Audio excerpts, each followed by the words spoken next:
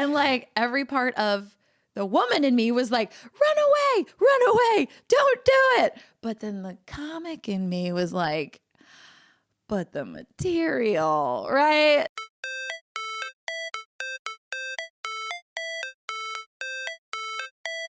All it's supposed to feel. All right, Kel, you ready? I'm ready. You excited? I'm excited. Woo! Yeah. Guys, welcome to another episode of Shred the Mic with Zeke and Kelly. Woo! Yeah, baby, we are back and giving you that fresh comedy goodness. Right, Kel? Right. Hell yeah, we are. Hey, Kel, what's the Shred the Mic podcast all about? Oh, great question, Zeke. Shred the Mic is a stand-up comedy inspired podcast where Zeke and I both do 5 minutes of brand new material, and then we give each other feedback and see if it's any good, if we want to keep it, or if we need to just throw it away. Let's see if it never sees a mic, never sees a stage. It came here, it died here. We'll leave it here. Yes. Digitally for posterity, by the way. Yeah. So you can really get a behind the scenes look at what it's like coming up with bits and premises. I can never say that word. Premises? I don't know. They can't all be winners. Yeah. But you got to try them out. You got to eat shit on stage sometimes. Or in your living room. Either way. Yeah, and guys, we're your hosts. I'm Zeke Rodrigues Thomas. I'm a director, writer, and producer, as well as stand-up comedian. And I'm Kelly Shanley. I am a stand-up comedian, a writer, an actor, a content creator. I'm kind of becoming a big deal. she is. Kelly, how long have you been doing stand-up? 8 years. Wow. Yeah. This month is my 8-year anniversary of doing stand-up. So. And in a couple months, it'll be my 1-year anniversary of doing stand-up. Yay! With the caveat that I've been doing improv and been a performer for 20 years. So, your mileage may vary. So, there's like some, what do they call it? Transferable skills. Yes. From that. So, yeah. It's not like I started one day and was just like, I think I'm going to write a joke for the first time ever and perform it in front of people and try to connect with an audience. Right? I mean, some people do it. Some people do that. Yeah. They have different results. People do it all the time. They do. We have seen them. Hey, Kel, I think you are first up. I think you're correct. On Shredding the Mic. By the way, we are very obviously back in Los Angeles. Oh, yeah. We're back in LA. Back out of our mountain location, working on our set, and we got a new setup. We're not freezing anymore. There's that. We're not sweating. We're not freezing. It's the perfect time of year. Look at that. Yeah. All right, Kel, you got 5 minutes of brand new stand-up for us? I do. Excellent. I can't wait to hear it. Shred the mic! Please welcome to the Shred the Mic stage, Kelly Shanley! Thank you. Thank you so much. What a wonderful host you are. Thank you. Awesome. So I'm gonna share something personal with you guys. I've been known to get Botox. He doesn't know. No, he.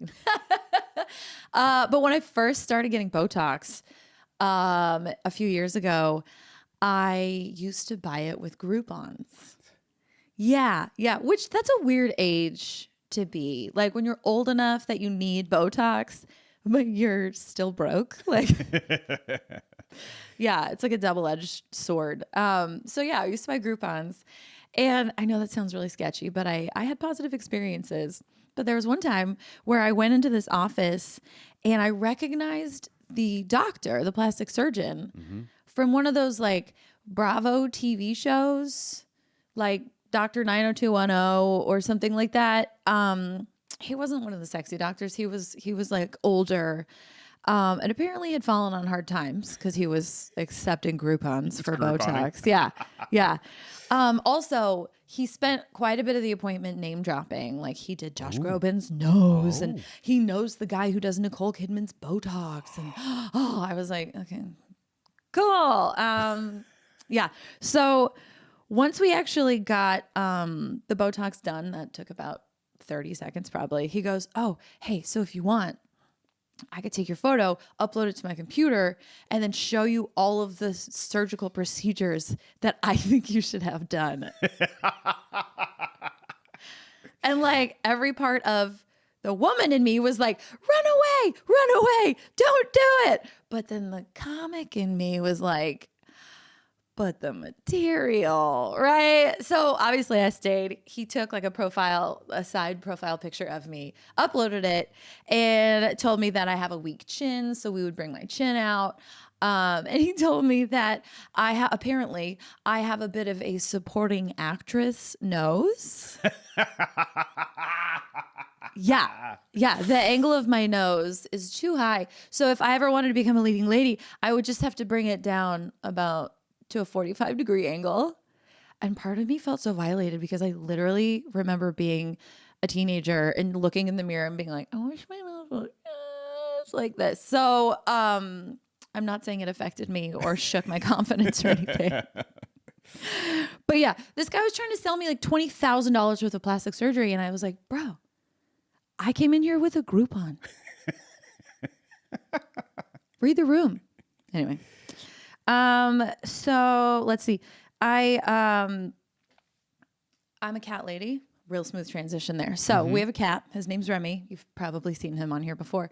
And we have this thing that we do where when we get home, he runs up and he greets us and he like shows us his belly. And then like I love on him and, you know, he gives me all the affection that I require. And then he runs over to his food bowl and I feed him, right? But sometimes he forgets to love me first. What? And he just runs over to his food bowl. And I'm like, no. That's not the deal. So I just pick him up anyway. And I like smush him and I squeeze him and I kiss him and I love him. And he just like tolerates it. He just tolerates it. He's like, I know that this is what I have to do. Yeah. And one day I realized, holy shit, am I Harvey Weinsteining my own cat? Yeah, you paused too long. That's a yes. That is a yes.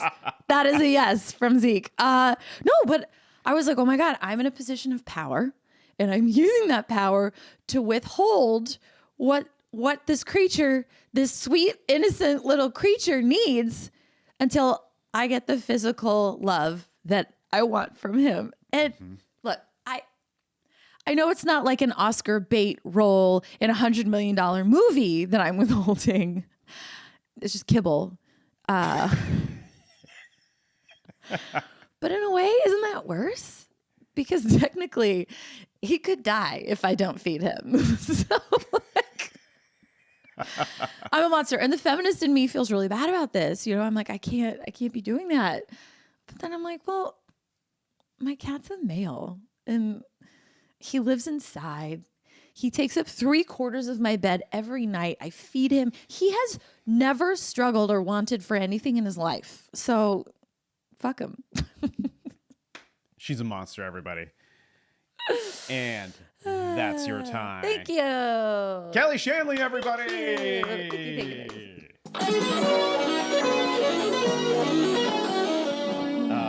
That was awesome. Thank you. Harvey Weinsteining our boy Remy. You're such a monster. You know that, right? I do now. Yeah. I do now. Yeah. I mean, you're preventing him from having what he requires. Kibble. Until you get what you want. Yeah. Yeah. Which is... Yeah, you are a predator. Yeah. And then just piling on with he deserves it. Fuck him. I feel like I was like listening to the transcript of the Harvey Weinstein case. I was just like, Jesus, Cal. All right. I mean, this is a funny joke. This is a good premise, but... Too far? No, never. Keep going. Keep going. Yeah. No, I love that premise. I think that there's so much there. I think the more you do it, you can find weirder and like find even stranger ways of comparing yourself to Harvey Weinstein and being like that. Your punchline with like kibble was like great. Love that. Thank you. Comparing it to Oscar roles. I think there's so much more in that premise that you could, it's sort of like, and what about this? And I don't remember all the details of the Harvey Weinstein case, but Me neither. I remember enough of them where it was just sort of like lots of locked doors, lots of come up to my hotel room for meetings. What's the cat lady equivalent of that? I was just going to say, I'll let you sleep in my bed with the understanding.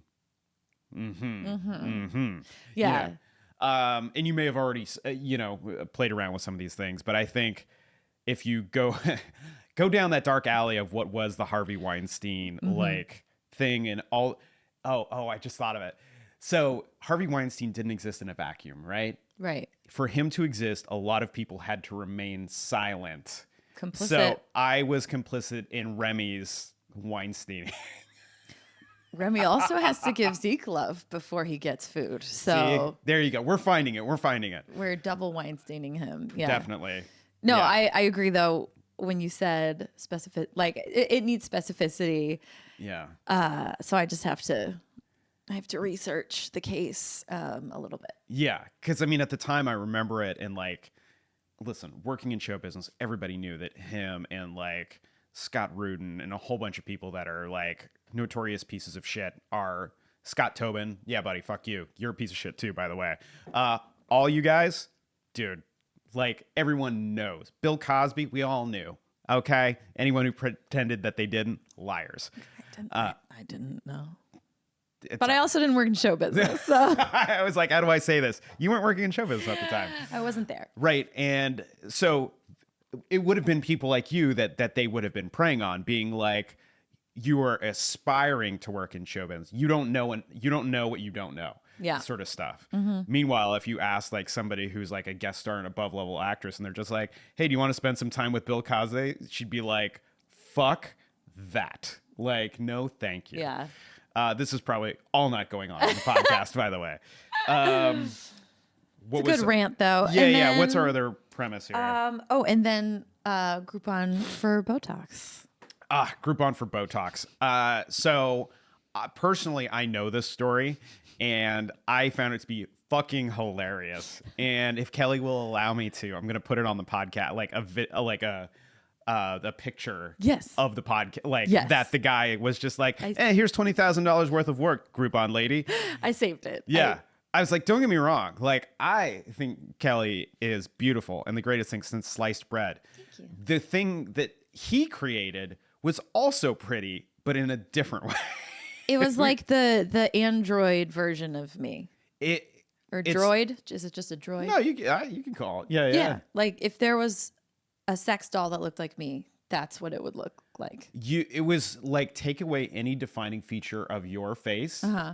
That's what it was. Yeah. If it's just like, so you have like less chin, so it creates a rounder face, and you have your ski jump nose. Things I love about Kelly, right?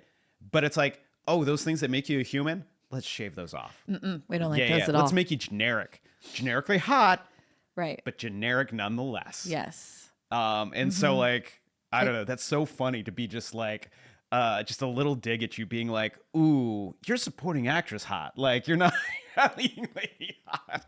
Which, by the way, if you've worked in show business at all, anyone who's supporting actress hot is still super hot. Super hot. Like, thank you so much. It's weird when people say that sort of shit, and then like you just meet people in real life, and you're like, wait, you were the third lead on this show? You are so hot. Wait, you're the nerdy friend? Like they're like, yeah, it was an updo in glasses, like pretty much. No hair extensions equals not hot. Yeah. But so I love that. And of course, just the weirdness of like recognizing somebody from a reality show and then them must have like not reading the room being like, I know you came in here with a $35 Groupon, but here's a payment plan and $20,000. Yeah, I was like, bro, I'm never coming back here again. You know how this works, right? I can't afford your regularly priced Botox. Let I'm not alone even paying full price for that. Unless you have Groupons for rhinoplasty and chin implants. And I think he said cheek filler as well. So you'll see the picture. It's sexy. Yeah, it is. All right, cool. Cool. Yeah, cool. I think that was it. Huh? So keep those. Work on those. Definitely keep those. Definitely keep working them. I can do that. I would love to see them on stage and at a mic near me. Excellent. Or you. There you go. You got it. Yeah. All right. Are you guys ready for your next comic? You're never going to guess who it is. Zeke Thomas, are you ready to shred a mic? I am ready. I'm ready to shred, baby. All right. Are you guys ready for your next comic? Make it loud for Mr. Zeke Thomas. Shred the mic! Yeah. What's up, party people? It's time to shred, shred, shred. Guys, I have a couple premises here I want to run by you. First of all, I just want to talk about my love of white people stuff. Okay? I love white people stuff. And my parents are no longer with me. They would be laughing with that premise too, because they gave up a lot so that I could learn to love white people stuff. Oh. Here's what I mean. I'm half Brazilian, right? But I was born and raised in Hermosa Beach in Manhattan Beach, right? Two of the whitest places known to man during the 80s and 90s. In fact, Manhattan Beach used to advertise itself as 98% white during the 80s and 90s. Whoa. That 2% was probably me and my mom, okay? Oh, we each get a percent, all right? We were the two of the brownest faces, definitely within the city limits. Yeah, it was great. I mean, listen, when we're in Lake Tahoe, shit, it's the same thing too. It's me and like Enna, okay? Like, there's a couple other folks that are here just chasing winter, but like, by and large, this is as much flavor as you get. Yeah. The way I like to describe myself is like, I'm an entry-level person of color. Safe enough to bring home to mom, but if I hang out long enough, eventually the question, so where are you from, is gonna come out, you know? Oh my God. But yeah, it's not my fault that I was conditioned to love white people stuff. It's where I grew up. It's the culture. There is culture. Don't let people shit on white people culture. There is culture. For example, I love surfing and snowboarding and golf and tennis and country clubs and hiking and frisbee sports and TED Talks and unpaid internships and generational wealth. You know, white people stuff. Oh, I love it. Yeah. Anyways, that's my little piece on my love of white people stuff and why my parents rocked. Recently, we were at our friend Maxim's place for a UFC fight night. And it just reminded me of the insanity of jiu-jitsu people who I love. And this call is coming from inside the house. I am a jiu-jitsu person. Okay. So all you purple belts, calm your tits. Okay. Listen, we are all so ridiculous. You know, like it's like I say in another part of my stand-up, it's just another cult. And if you've ever met someone who just discovered jiu-jitsu, like they've been doing it 6 months or less, they all have that born-again Christian look in their eyes. Where you can see the white part of their eyes at the top and the bottom. You know what I mean, right, Kel? Oh, there they are. Yeah. It's so silly. And it's just like they just got indoctrinated to the cult, right? It's all they want to talk about. You know, they're just like, have you tried this thing? It will change your life. If you've, the people who were like, jiu-jitsu will change your life. I will casually say that under my breath to people when people are like saying like, I'm thinking about doing jiu-jitsu. And I'm like, okay, this is going to sound really terrible. Jiu-jitsu will change your life. But I also know I'm part of the cult. But I get it. It's such a unique, weird sport. It's like, where else can you wrestle around with your friends at 7 a.m. in ceremonial pajamas? Okay? You know, I get it. There's a lot to be said for that. Or if you prefer the more modern version, you can do no-gi jiu-jitsu, right? Where you're basically wrestling around in your underwear, sweating in your friends' mouths, while you choke and strangle them and attempt to break their limbs. Aw. You know, or as I like to say, practice death on each other. You know, casually. And it's funny too, because like wherever we are, eventually someone will hear, or the topic of fighting will come up and be like, oh, Zeke used to do that, right? And they will latch onto me. They're just like a leech. They're just like, it's more like a magnet. They're just like, oh, hey, you do jujitsu? Let's talk about it. It's true. Oh, and then they just get really close and like, they're just like, isn't it great when you're able to like reverse position from top mount and immediately like, you know, blah, blah, blah, blah, blah, do all the things. And like, you're just like, yeah. They're like, did you see what Keenan said about Eddie Bravo online? And I'm like, no, bro, I got a fucking job. Like, I don't have time to keep up with jujitsu drama, right?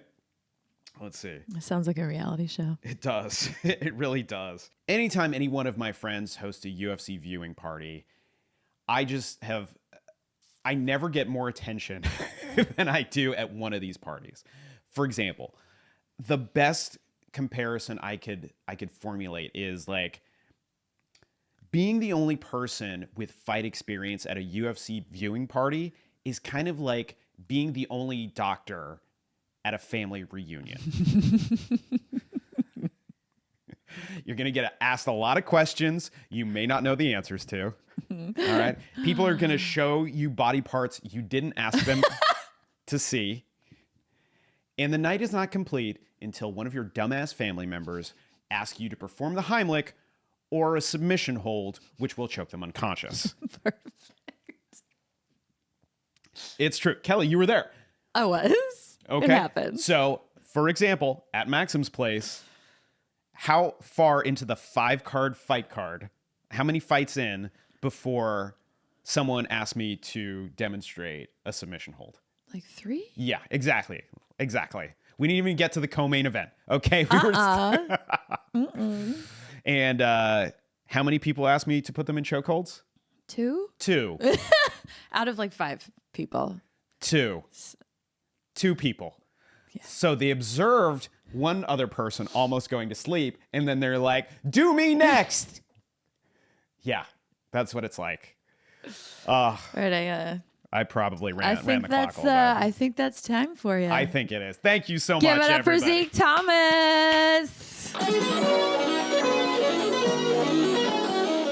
Okay, good stuff. Good stuff. I had a few thoughts coming at me with the jujitsu when you were saying like when someone finds out you do jujitsu at a party and they get close to you. Yeah. I feel like you could have a line about like, oh, you do jujitsu, so you don't need any personal space or like so you're accustomed to not having personal space. Right.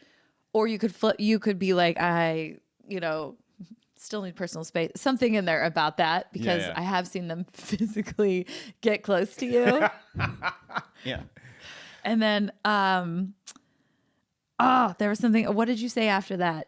I had a specific joke pitch. Like you said, they have the born again Christian look and then they get really close to you and they ask you questions. Yeah, they latch on like and they ask questions like, hey Zeke, like isn't it amazing? Like, oh, I remember. Okay. I remember when you were like, don't you love going from a top hold to a reverse submission or something? And like my, non-jujitsu brain is like, this sounds like sex positions. So you could do a joke where like I walk up and they're asking you about something that sounds very sexual in nature. And I'm like, excuse me, what are you talking about? Well, like, I'm trying to break his guard and pass in a top mount. I walk up and I hear something. I'm like, excuse me. Hi, he's with me. Like they're speaking really close to you about body positions. Mm-hmm. I'm not articulating this well, but no. Do you get where the joke? I do because men and women will do it. Yeah. Like they get very familiar with me. Yeah. And like I've never thought about it from like as my partner watching someone who they probably don't know being very physically intimate and like whispering into my ear. Right. Like just because parties are loud. Right. Being like, I can understand why that would be uncomfortable for you. And like I know now, so it's funny now. But if I didn't, I feel like that could be a funny. That's a funny. There's a bit in there. Funny detail There's in there. There's a bit in there, yeah. Okay, and then what else? The doctor at the I love that. At the family reunion. I love that. Yeah. I love that because it's true. If you have a doctor in your family, mm-hmm. whether they are a therapist or a heart surgeon, they get asked everything. And we do it to my sister. She's a physical therapist. Yep. And she's like, I don't know. Like, why are you asking me these questions? So it's so funny. And I'm not familiar with the fight world at all. So it's so funny watching. It's a new experience for me. Being at a watch party and seeing people literally ask him to choke them out. And I was like, is this a joke? Like, are we doing a bit? Oh my God, no, he's going to choke them out. And you're so careful. And like, it's just not, I don't think I've seen anyone get choked out since I was in high school. And like, dude friends of mine were like, I just learned how to do this. And I'm like, these are 40-year-old men who are like, can you choke me out? And I'm like, no, they have like good jobs and make like good money. And like, you're just like, I just want to know what it feels like. You're like, I'm like, do you though? Like, it's like, oh, should this be like an OnlyFans for you? Or like, should you be charging money for it? I should. Yo, that girl, Killer Sally, we saw that documentary about the bodybuilder, how she got paid to just, she wasn't even having sex with these dudes. She was just wrestling them. And I'm just like, should I invest in this? Yeah. Should this be what my new thing is? My new side hustle? You got a lot of side hustles. I got 17 side hustles. Yeah. Still can't buy a house. 17 side hustles. It's so great. Yeah. Late stage capitalism, baby. And then what was my first premise? You were talking my love of white people stuff. Hi. Raise your hand if you felt personally victimized by Zeke's white people bit. Perfect. Which means it was perfect. Oh shit. I didn't mean that, like white people stuff. Wow. I just meant it in the old timey way, like when it used to mean okay or perfect. Yeah, okay. We're gonna have to blur that out. Oh, no, which means that bit is so, that was great. I loved it. Yeah, because I love all that stuff. Yeah, I do too. That's the thing. I'm always just like, guys, I'm not talking shit. I love this stuff. Yeah. Okay. Like, I think golf is the only thing I don't love on that list. Frisbee sports, I just never really figured out, but I probably would if you spent some time. If I spent some time, I'm sure I'd love it. No, that's a really funny bit. And when you said Manhattan Beach was 98% white, and you and your mom were the only 2%, it's also great. No, I think that's a fun bit. Yeah. And entry-level person of color. Yeah. Yeah. Oh, I wonder. I'm the tip of the spear, baby. I wonder if there's a parallel you can make between you being an entry-level person of color and white people loving unpaid internships. I'm not sure if there is, but they're related, and they both came up in the same bit. So maybe you could play with it. Maybe I can connect those dots. Maybe so. I'll see if I can do it. But yeah, I love that bit. Yeah. Well, it's just funny how, like, you know, I think someone, there was a book that came out maybe 10 years ago. It was like Stuff White People Love. And it was pretty funny, and it was all true. And for me, I was just like scrolling through all the things, and I was just like, what are the things that I genuinely love? All right. And I was there, and then I was like, I like TED Talks. I benefited from unpaid internships. I benefited from generational wealth. Like, those are uniquely white experiences, like just like all the other shit. They sure are. Yeah, I think it's fun, especially to do in a room full of white people, because as you were saying it, I was like, yep. Oh, I didn't know this was all white people stuff. Yeah. But, go through all those different activities. And, you know, the rooms in those spaces get pretty. No, I know skiing is white people stuff. Like some of them I knew, but it was just funny. I love the specificity of that joke, I guess is how I should succinctly say that. So thank you. Nice job. Thank you. Good one. Hey, Kelly, I think we successfully shredded these mics. Yeah. You okay, buddy? You look a little shredded. Yeah, definitely. Hey, Kelly Shanley, professional comedian. What? How can people find you on the internet? Oh, there are lots of ways to find me on the internet. Actually, I am on YouTube at Kelly Shanley. I have some stand-up on skis bits. I'm a comedian that might, speaking of white people stuff. I also am on TikTok at Kelly A. Shanley and Instagram, Kelly A. Shanley. And then Medium, if you like to read funny stuff, I'm at Kelly Shanley. Yeah. What about you, Zeke? How can people find you? Great question, Kelly. People can find me, Zeke Thomas is Rad, on all the platforms. We've unified the brand, so it's TikTok, it's Instagram, it's YouTube, it's even LinkedIn, okay? You can find me in all my directing and producing work there if that's your flavor. So we got the YouTube, we got the Instagram, we got the TikTok, we got the Patreon. Patreon.com/Zeke Thomas is Rad. Join the supporters, everybody. Join me on Patreon. Support this wonderful pirate ship that we are building, where we are absent of gatekeepers and we are forging ahead for our show business destiny with one eye. Yar. Yeah. Kelly, do we have any shows coming up that people should know about? We do.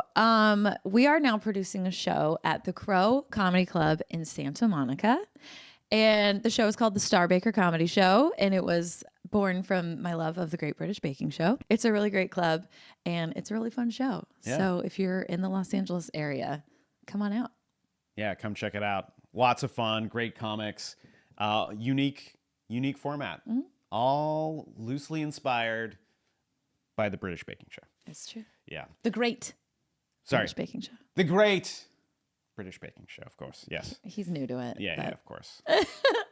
Oh, shout out to patrons Jonathan Hamrick for supporting at the Johnny Utah level. Continue to do that. Everyone who supports at the Johnny Utah level, by the way, $25 or more a month, not only do you get shouted out on the podcast, but you're also eligible for merch, which automatically ships. It's so cute. It's actually really good merch. You could have this on a mug. Right.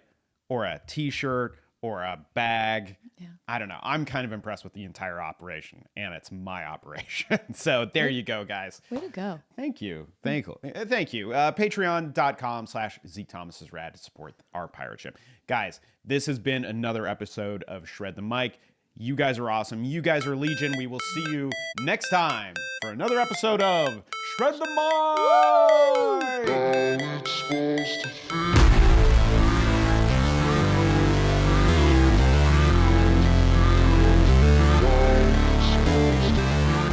Shred the Mic is written, hosted, and produced by Zeke Rodrigues Thomas and Kelly Shanley. Audio engineering by Zeke Rodrigues Thomas for Mindjam Media. And when in doubt, shred the mic.